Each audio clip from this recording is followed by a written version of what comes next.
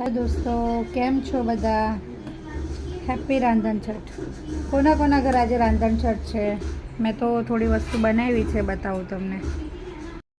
ચેવડો બની ગયો છે મારો, પછી આ જો સેવ, પછી થોડા ગાંઠિયા પણ બનાવ્યા છે, હજી થોડું બને છે ગાંઠિયા, પછી મઠિયા, ચોળાફળી એ બધું બાકી છે. હવે થોડી વાર એના અત્યારે વાગ્યા છે 2:10 થઈ, તો અત્યારે હવે થોડુંક બાકી છે, કેમ કે બપોર પછી મારે જે શોપિંગ કરવા જવાનું છે કૃષ્ણ ભગવાનનું, એટલે ચાલુ છે. જો મમ્મીએ થોડીક હેલ્પ કરી મને બનાવવામાં.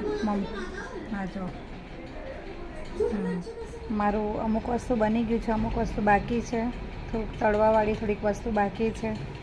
હવે થોડીક બ્રેક લીધો છે, જમી લઈશ થોડીક વાર પછી લાગીશ પાછળ.